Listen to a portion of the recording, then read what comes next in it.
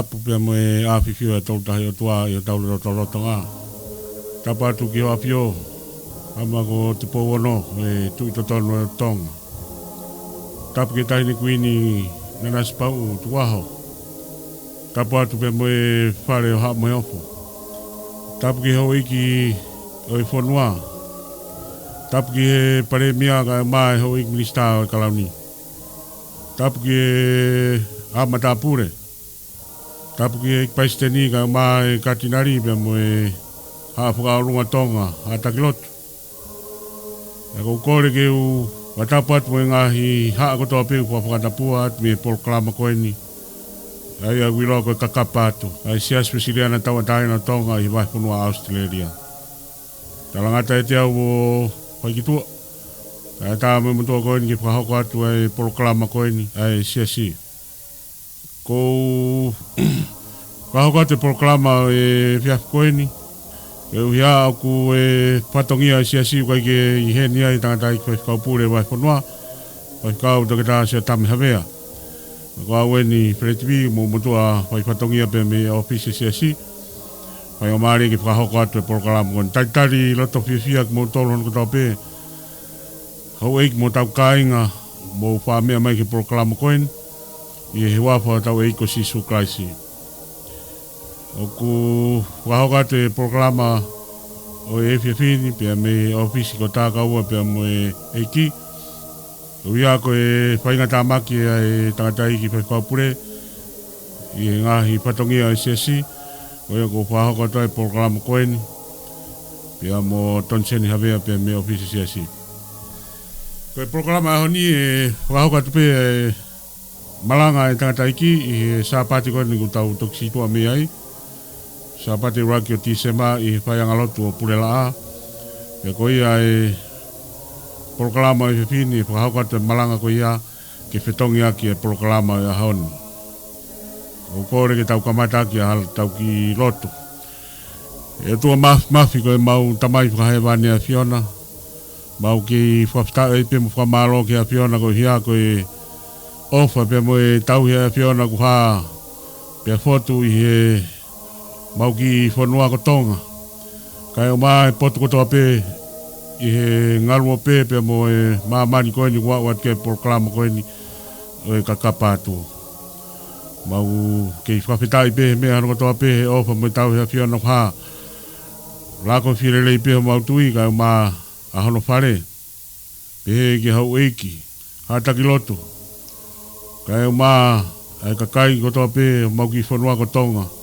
Mawhola i he maamani koeni mau iai. Wai o mau whawhitai ki a Fiona ko hia ko e ofa pe mo e tau hea Fiona. Ka whau mai ho alo o sisu klaisi o mau inasi ai. I he ofa tau mama o e a Fiona. Ka kua ke au mai.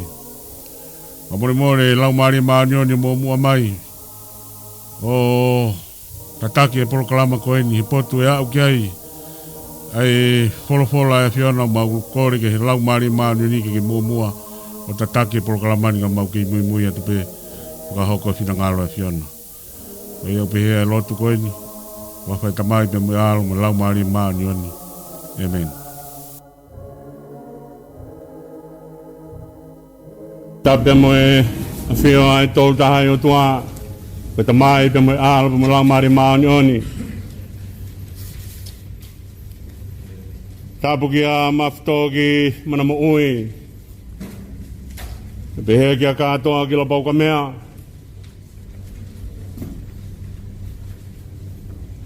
E tapu ki e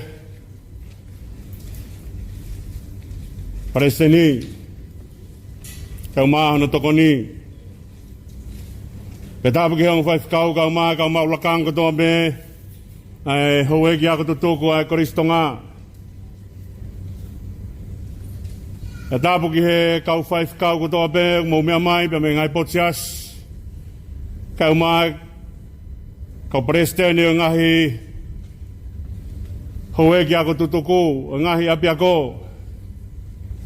Ke tau tutuku whakataha ke whai e whakawhetai o e ahoni. Ke tapu ki he hoe ki ako tutuku hono katoa.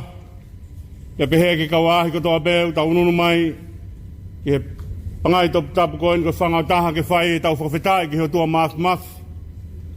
Ko hi ka tau e te au tolongo whumanima. Ko mea mai ai Kolisi Tonga.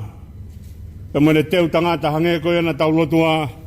Omi ai manawa koula mai whonua be mo sias. Tapu ki he whaifkau. Fulau be me a te roa. Tangata ko ila tapu e ruelu. E o kore moa ke whakamamanoa te tau whakatapu ko toa beka a tā ke whakamunua e konoa. Omi ko hoku inas. Pe moe siasi. Ke whai e tau hapai whakawhetai whakataha pe moe. Presteni ho eki ako tutuko kai mai. Ho eki ako tutuko. Mai Kolisi Tonga e whunga mana mo ui. Ia he vai ko atere. Talangi he tua malo e ofa. Malo ni tauhi. Tumua ke toa wholwhola ke whamaunga ki hai. Ai whakahoha o e whiawhini. E tō beia me me e kōsperi na lau. Kōsperi si sukalaisana ki tohe mātiu, wahang fulmau no. Taka uanga fulmau wha, me uanga fulmau nima o e vesi. E tō lea si suk hene kaua kō pehe. Kai hataha o kune whie mui mui mai. Kene mātua ki hange ha mātia ki. Ka kene fua hono kolosi. Ka kene hoko ko hokulahi. He koia tene whai ki whakahau whiene mo ui. Ko ne tuku ia ke more. Ka koia tene tuku ene mo ui ke more. Ko uhi ko au. Ko ne kalo whaki ia. Muri tuku mai ai ua fulmano. Ko umaki ki tau maa maa mani. Ka more ho tau rau maria. Ka veinga e whakamaunga ki ai e whakahoa koe ni. Whake tau mo ui ka sisu. Ka tau poto he mate matonga. Whake tau mo ui ka sisu ka tau poto he mate matonga. Ka rakolo ai ahoni ko tau whawhetai ki o tua maf. Ko same ia uike. A same te au o kui ko supilate. Pekono whakakau pununga ia whiawhia. Pekono tala mai he same he ahoni ki tau mawawa ki he o tua pe whai whawhetai. Pakake hu, pakatau ka hu, pakau ka hu. Iha matapā pe mahino ka te tau tolu. Ko whainga maari e, ko mea mai he o tua. Peka whalafola e ki tala mai kumi. Tuki. Pea kore. Ke whakamahino koe matapā koe mea ia o kupure ai toko taha kehe. Lea e kune whai ki whila tere whiau ni tala mai wakai kou iloho o vai pa kou hanga whakawe matapā pe kai ataha tene hanga tāpuni e matapā ko ia. Ko tau ununu mai hapo aho ni koe hapai whakamalo ke o tua. Hange koe heware nai tukoloria ke o tua. Ko tau au mai whai e lotu e aho Kolisi. Ko tau muri tuku ia e tau himina tau whai aki EIKI. Teo hewa pe hofa. He ko hewa ko mea e whakawhai whia. Ko hewa whia ke whakawhetai ki heo tua. Mālo whau ene ahi mai. Nanga o mai ai koloa ko ni. E au a hewa sune tau tahawalu tahana e whai ai. Ai whakataha tokoni. Ko lotu na e whai ia. Na tataki pēa lotu e hene a whiot. E sias tu bau lak. Pero nau tau na e uhinga, e nau mea mai ki whakataha toko ni ka uhi, ka whakatū he tui, ke ai ha Kolisi ke u ka Kolisi Tonga. Ka tari ui koe, na whai hea ko ia ke whai aki, e whakataha toko ni, na mea ai, tu keha e nea whio, na mea ai, ai premia mi speika, a prinisi kalauni, a vriami tu bau malohi, ko i ko wana wabau, Sias whatwehe ko e ko wana hapai, pita whatawhiri ko e ko wana niwa whou. Te wita aho me, ko tui whakamaulahi, sunea mawhireo, ko minista banga, mo seko na ia tu he toka, ko minista polisi. Te aho ko iana nau, loto tahai, ai whemea aki, ai whakataha toko ni aene a whio, e whakatua ai Kolisi Tonga. Osmia e mahina hanga fulma ono pa ah uaki o katopa. Ah tolunga fulo o katopa. Oi tau ta valua. Na fotua ia Kolisi. Ya topo hene a fio pa ne kavenga malanga na fa ke ne to fola ha ko ya mo wako ke mo poto. Ko hi ke mo ngawe ia e fonua. O ne tau mua ke ngawe ia pureanga. Ta ke ave ia ko ke ave ke tōku i kolo hange ko ne haere mai ma ne ilo a fioi i Aositelelia ave ia ko ke tōku i kolo. O kai ke tua e tōku ai a ko i he kolo mua kai au kau mai a ngahi kolo me uta. Ko ne whinangalo ia ke a ko i ai Kolisi Tonga. Ko hi hena ne a fioi ai mahu inga o e poto.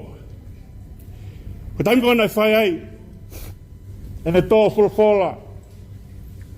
He kirikiri te fuaka ne urak tō fulfola ia, mo mea i bea pot fulfola na ne whai ai ne tō fulfola malanga. Pa ne ngā wea ki ai whakaukau ko ni auha hauka kaiga masiva ilo. Ko fulfola whoki ai o tuana ne whai ki Israeli, ko hiu kai ki toi nofua Israeli o tokanga ange ki he otua. Kamata pe nau hiki mai pa ku kamata ke hiki pa mo nau tokanga ke me ena nau kore ai a Samuela, mai mua ha mau tu i ke mau hange ke kau ngā api. Kai ke nau toi whakatata ke he mea e otua. Ko wholofola koe nai whai he otua Israeli, ku ke whakatare i e poto. Tako mea i honga whakatare e poto e whakatare i. Pea me he kau taula e ki ai mawhai ke tau helo tu.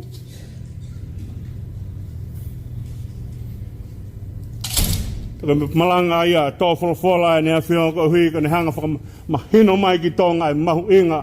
Hange ko ia ko himina tau hiwai ke omi ai poto mo to hitap. Ke waka o e ngo mea ko ni e lau maari e pea mo ata mai. Heka mea ko ne hanga hulu ai ata mai, ko lau maari e. Taka ho whakataha e ngo mea ko ia ua te nahanga, o whakamāma e loto, ai mea po uri ai e tangata ko e loto. Pako ne tonu ko e whakatonua e loto, pako ne whekaua sino ke tuu, o whai e ngā ue. Pako tuu ai e whai mea ko ni, o tariangi ki heo tua.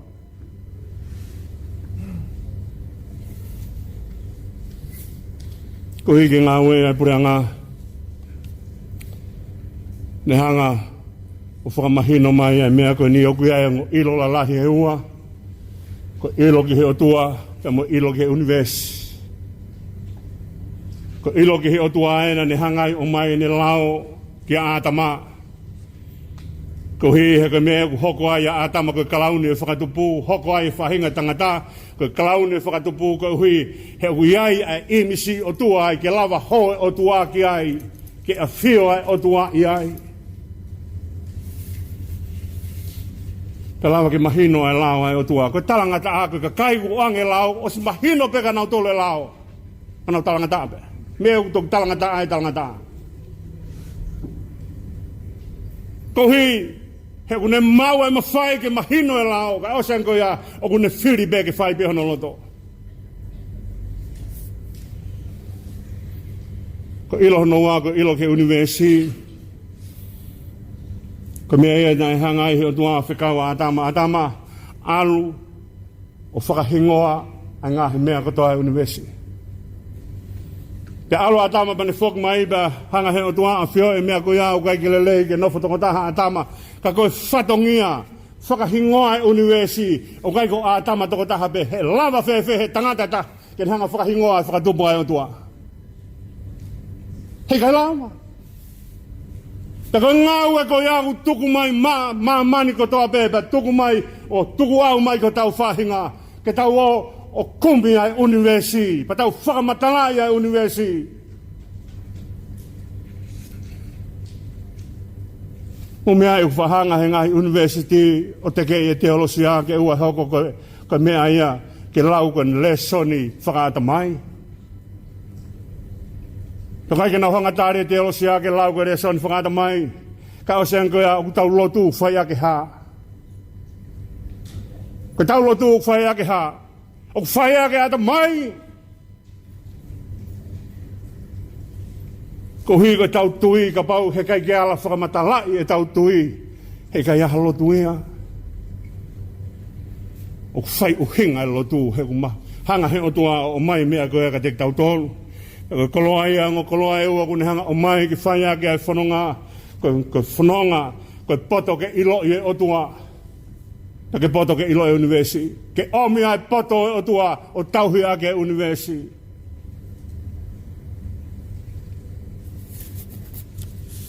Ko hi ka pau he kai ki ai ha poto whakaatua kere ta umai ki tau tauhi ake universi hu whangai whakatapu te alfa po uri pe ai whahinga ai tangata ko hiri kan kon koe hono whakamahino i aho tau noa o katopa e whakatu ai Kolisi Tonga haere mai e tamabe whae ne tō wholwhola ke mou ke mou wako, ke mou poto, ke mou whakamama e whanua pe awe ngahi a kō ke ngai tōku i kolo. Ta nofo hifo ai whakataha toko ni o whiri ko hai e uruaki pure ako tēnā umai. Panau whai e nau whiri, panau hanga whiri ai professor ko whaif kau kono hingoa ko John Harley Roberts. Ko te tangata i kimi Britania. Kono hiki mai o no whanua ke nofo meripoane pe ako i Geelong ai a John Harley Roberts. Ko uraki mea ko whakamatala i aga John Harley Roberts o ko whakamatala i aga ne whaifekau.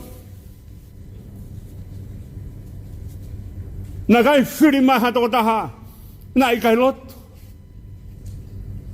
Na whiri mai hatoko taha une mahu inga ia he lotu. Ko hike ne aru o awe koe ni ai a kō. Ki he whanua atu pou o kune alu pe moe poto pe moe tohi tapu. Whawhanga ke whanua. Mōni pe ea hono lau koe palau whesa. Ko laki mea nei whakamatala ki a John Harley Roberts. E whakamatala ki a ene whaifekau. Whakamatala ki ene lotu. Ana whamatala ai palau whesani kai e toe ha mea hene hanga o mea. Te hao ki hene poto i he rea e wha. E taimi on koe na whai ai, osi koe koe tō wholofola ai ne a whio. Mea hake ai purea ko whai ai ne rea na kai ke hiki ene script i ha pepa. Na ne tūpe o rea aki pe ai ne poto i he rea whakatonga. E whakamahino ne hau ko ne mahu inga ia he ka kaitonga ke omi ako pa ne hanga ako e rea. He koe rea au whao ai ilo whao ai tūkunga mo ui o whao ai mea kotoa pe aha whanua. Kau te whi ilo ha whanua, ilo ne rea.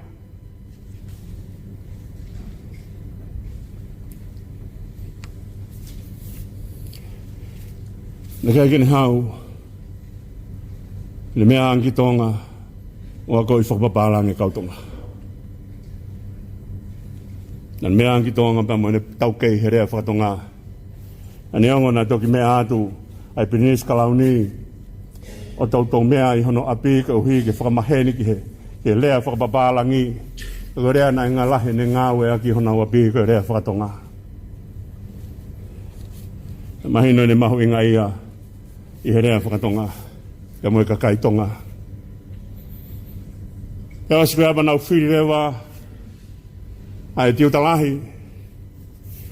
Panau hanga o whiri ai tiutalahi, panau whiri, panau whekau e Pinis Kalauni, u whangai whakatapu kene mea ki rei mātua.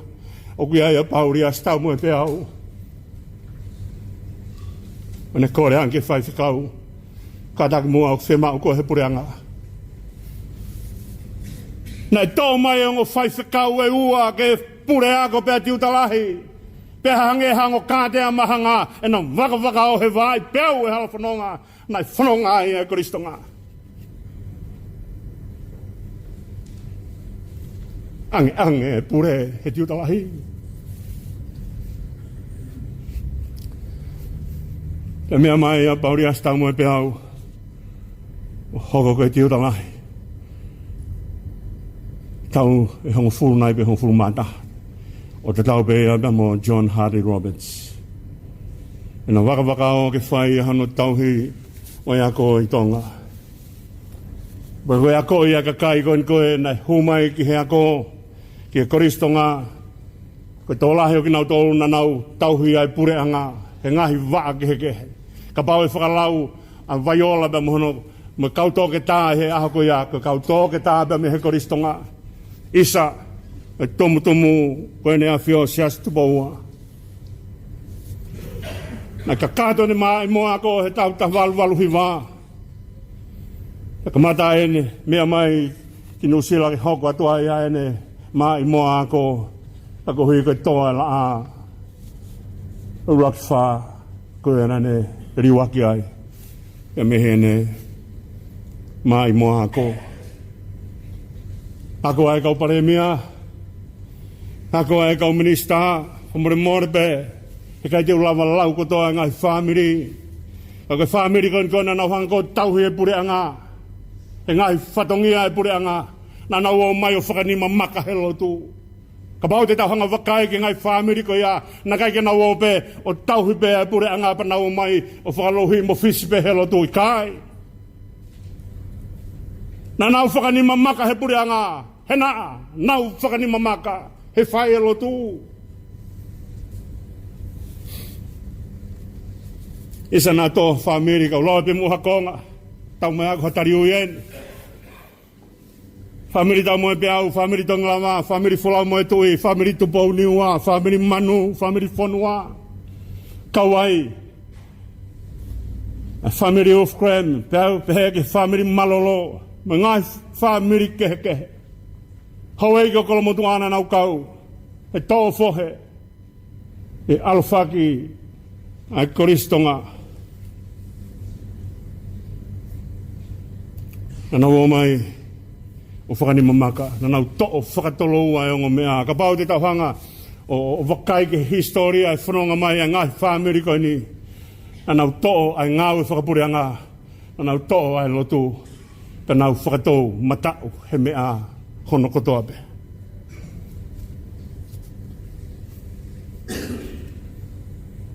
Whawhola e ki he ahoni. Ngā o mai ka te tau tōlo ai whakaukau koe ni. Ko pau ke tau fuake tau mo ui ke te ia. Ko hi ka tau lava, ko hange ko kawenga, ko whai. Ko fuake tau mo ui ka sisu, ka tau poto he mate matonga. O gea lea iloa Martin Luther King Jr. Ko nere au beheni. If you have nothing to live for, you have nothing to die for. If you have nothing to live for, you have nothing to die for. Kua pau ke ia e mea ke tau mahu inga ia e ke tau mauiak. Ko hui ka toki lava he mea ko ia te taki tau tolu ke au ka mea ke tau lava o mate mai mea ko ia. Ko pau ke ia e mea ke te mahu inga ia ai. Te ka mea koe te mahu inga ia ai te te mauiak. Te ka mea koe te mauiak i te ofai. Te ka mea koe te ofai. Te mate ai. Rehene whai e lute e kia Naomi. Ua te ke o iau koe ria koe. Ko i heu kai ke lava he. Malohi e ku mui ke hanga toi tūsi mea te koe. Te koe mea ia kore mai kia sisu. Whawhia sisu ke tango mui ke te ia ko resoni a honi. Ko te wataha ku poto kune ilo ai mui ka sisu. Ko te wataha kune umnunu mai ke mui ka sisu ka mea rei tahia te ne ala whai ki hene mo ui ko ne mui ia sisu. Hena kai ngahu ki tau tolu ke tau taki. Whatonga e mea koe ni. Ka pau tau whio ki he wani ko mui ia sisu. Ka pau tau whio ki heri ko mui ia setane. Na kai ngahu ki tau tolu ki tau taki ha mea taha e maman koe ni.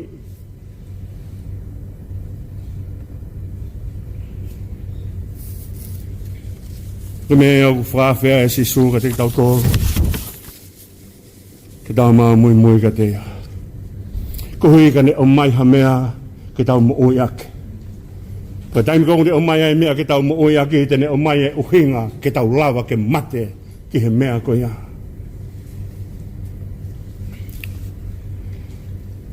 Ia tangata filosofa ko hinga ko Nietzsche tangata sia mane. Tangata poto au pito ia ni tohi for filosofa. Oni hanga ui ni tohi for filosofa ko ia ko death of God. Oni hanga o talamai ai ko halai o tua. Oni hanga whamatala ai nau ni poto whakata mai ko ia pani hanga whamatala ia ke uhinga kuni hanga talamai ai ko halai o tua. The death of God. Pani hanga taliwa talamai e mea ko ni ngawe a kono poto whakata mai ke ni hulu hala ke ni fōwai. Ka mo mea i taimi ko na alwa ni tseo ha ko ni koe whakawasi ose ne mo ui na hangeha fo yo. Hō mai pa mehe api koe tauhi ai a kawata mai vai hōki ai. Hō mai me ai hōki ai. Hō mai me ai hōki ai. Kauhi e na kai kene hanga o ilo ai teftoi poto e maui ka mui a sisu.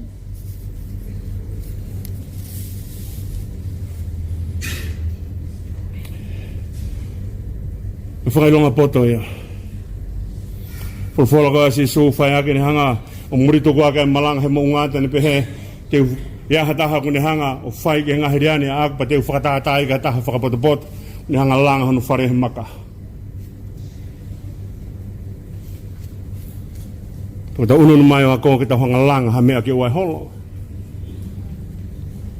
Ko hai ia hataha den talamai ko ta mua e ulanga ke holo he tau ka hau.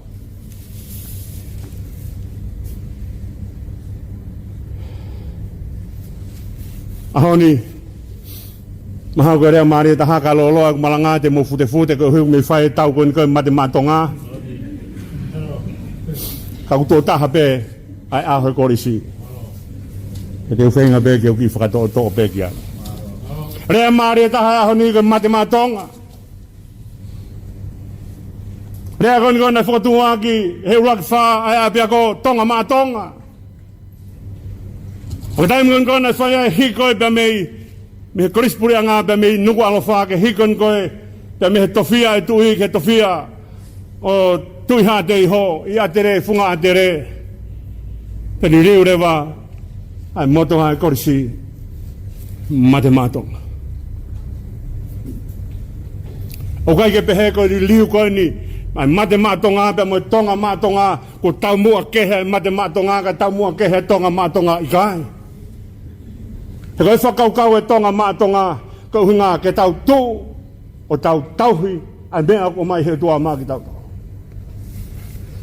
Taka whai atu pēr tau tauhi paka au ha taimi u kai ke te lawa ke tau pure e hawa na tu lampe tau mate he ngā ue ko ia. Pa tau mate ai. O kai kena kawinga ke he kehe. Ai tonga mātonga e moi mate mātonga. Ko rea Maria folfola a hone kune hanga talamai ka te tau tolu. Whake tau mo ui masisu. E tau mo ui masisu. Ko tangi koe na whai e koe a tā koe lotu a. I hono whekau koe ni koe a John Hardy Roberts pe mo pauriasi tau mo e pe au. Nai tā lotu a koristonga. Nai tā he ni mā hengi.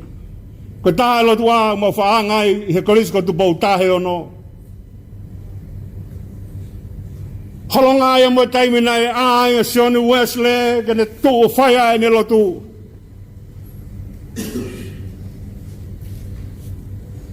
Nea koi a tangata koristonga ke a bongbong.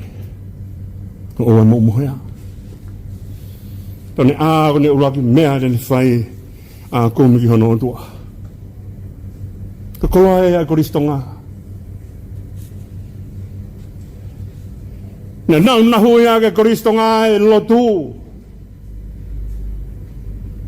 Pane omana nau o peo lotu sayoni pe whakore e John Hardy Roberts nane whakore ke moritoni pe Miss Baker ke tuku mai mua ke nau mai peo lotu pe i hona api a ko. Nai loto pe a Miss Baker pe moritoni nau lotu pe i sayone. Kena lotu whatahai pe mo kakai. Nai teu e tangata koristonga ke oe whakapiko-piko ke a bongbong. Nai teu e tangata koristonga ke whakata ke tūheni mā koe ka mea whaingo fua ia. Mahal ke taimi kou tau tau reka e uki whaingo fua. He ko hihe tau wakai atu ofi atu ke he tau langa. Taim ko fononga mai e faki longa I whanau, tau tahau, taha tau taha whātaha nima. Te nā mamata whewhek he tau langa mamata kia kau tau rekereka. Kana ngahui a tangata Kolisi Tonga ke whakatake. Ni whakatake pane a o kumi ki hono otua. E kai ngata whoki ai, na iai aho koe aho ngāua ki utau. Tau kei mamata pehe tau whanau he ahoni. As mai he ngai imisi tā e Kolisi. Unau kei poto pehe to'o e huo. Umi ai kaha tahu whanua aku kai te sa ia he huo speiti pa mo hula whalafa pa mo kau e here pelu. Mahino ka teki tau tolu eri aki whanua. Hange ko hiwa ka e hula ngā. Tukua mua inu ka waka tau mai hula ngā. Mea ke tau hia ke whanua pau ke tō ho tau kakawa. Ko tanga tau mui ka si sūku ni hanga o mai e mea e tolu ko eni. O uni whakataha ke whai ake a ene whanonga. Ukune o mai e poto, ukune o mai e ofa, ukune o mai e toa. Ko lea iau whai e C.S. Lewis, ta mai e C.S. Lewis ka aha mea ku te puke puke. Pa te amanaka mea ka e more. Pa ka aha mea ku te hanga tukuange ki he EIKI, pa te amanaka mea ka e ma. He koe tauhi koloa maa ki tau tolu, o kai ko ki tau tolu, ko tauhi koloa maa tau tolu whaihe o tua. O kai ke tauhi koe ni koe tauhi paanga, hono whake ki he o tua, ki te hanga o tua maha tau paanga. I he wani o kai koloa ku lakaangi he paanga. Me ea na e whai ki ai fofonga atu, ai ona bo Dr. Sio maalohi tapa. Ani alo atu koe ane whanonga pe au ke taimi. Nani hanga toa e taha miriona, ni hanga fuak. Whanau ta mai a Kolisi Tonga. Koe tangata poto, pe koe poto ai poto ku pau ke ofa. Pe koe ofa ai ofa ku pau ke toa. Toa he fuaki. Koloa ia. O whai aki e whalaua a kau Kolisi Tonga. Whamore more ka ki lawa hei. Ki malanga koe ni ki uhanga to'o mai. Ai koloa e Kolisi Tonga presidenti. Ki to'o mai ki uhanga a au fulahi. Mone rea u whai te vitahan koe na tau lotua kane nai. Te ukamata mi whee be whakaoski whee. Tō be muha konga be. Whai aki whanonga e Kolisi Tonga. Mo mea e u whono e kau ai siasi he kau whai whikau ai Kolisi Tonga. Ka pau te ulau begi heki Kolisi nau whakaunga tā maki ai. Ka kau kiuta lahi o Kolisi ko sia tau tai. O kia e viriwairea, o kia e toa whinau. O kia e wharemata pure lomu.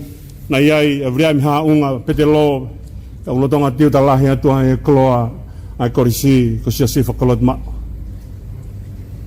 O whatou katea ai Kolisi Tonga I he whai o whatongia o tauhi ai lotu upe moe ako. Tukumo ke whakaosi osi ake ngai whakaukau koe ni. Ka tainga ngau tau mu whaafofonga ai ki he TV, he tainga whakate mai ai ngahi mea tau a Korea, a North Korea, peko Lucia, peko China. Ka tainga ngau whai nau whakate, o nau hanga o mai e nau ngahi mahafu, pe nau mai mo nako sotia, pe nau hanga whakate mai he hala, ke whakariari ki mamani honau mafi, koe ahoni, koe whakate ahoni, koe whakate tangata, e Kolisi Tonga. Koe whakate tangata e Kolisi Tonga, une hanga whakariari mai. E mea e Kolisi Tonga au whai. Whakalahi homo me ana, koe kau tahi otu.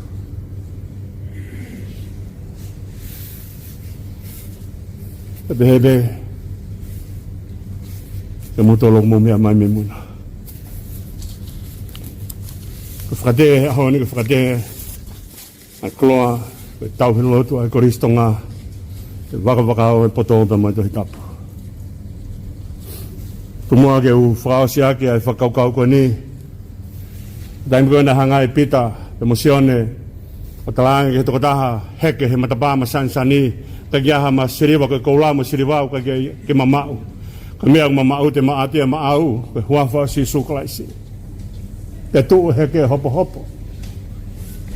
Paka tuu koe heke hopo hopo, patoki aluatu patoki, area holo e kau whare si mo ka kai santari mi pana honga pe, na anga fefe. Pena whamatala ilo koe whai ai lea ko ia, e pita pe mosione, pe behanga pita, ko mo hanga pe he mai he ko maua na ma whakamuui. Ka alo e nau rea pa nau alo au ke he mea koe ni. Hono whakamatala, koe haki naua. Ko rea koe nei whai kono whakamatala, koe fūkau tai korisi. Koe kau tai korisi. Kau nau hanga whai e mea ngari korisi. Nei hako e kau wharesi. Hako e kau tau laiki. Hako e kau sikalai pe, kai nofo pe heke.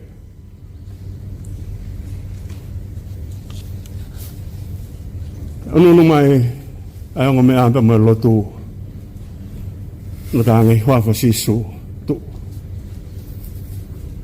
huafa ia whaia ke tau whamatala hea honi pasteni ka mai hoi kia kutu tuko tau nunu mai ka mea pēni whaia ke ahanu whuka tuu e kahau ke tuu e tangata ke tuu e whiwhine ke tuu e kahau ke tuu e tau whanau ke nau tuu he huafa sisu paka eke mai ka haa mena nau tuu ai paka tala mai ka tiki tau tolu na mau wako pe he Kolisi Tonga. Kadang iyo na mau ilo tu he Kolisi Tonga. Na mau ilo tu he Kolisi Tonga peko me whaiaki. E mau whanonga tauhi. Ai whanua. Pita taua pe peko whawhi tu te mau iai.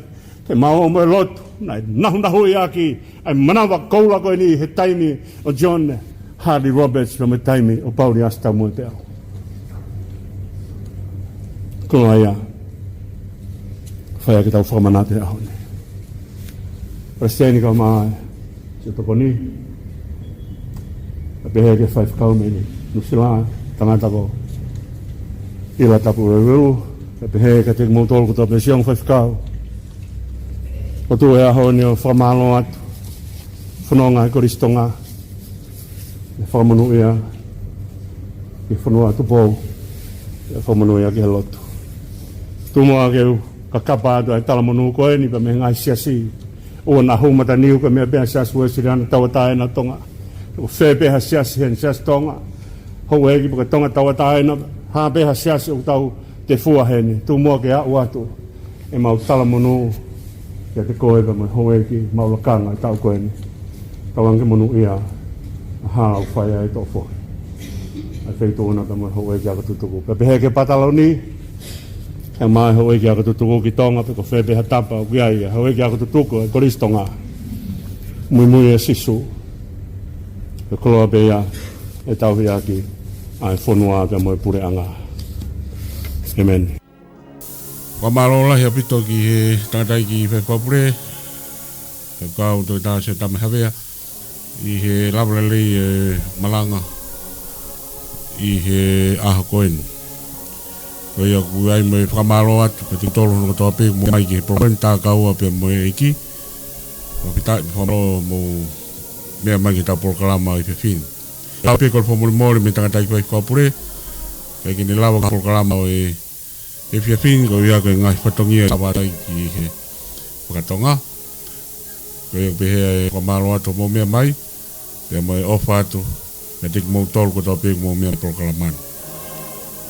Ki tau keres tau eiki ko siso klais me ofa tua ko tai pe he lau maari maani ni ke no fo maua mo fa i tik mau tolu ya ke fai pe tai ngata amen.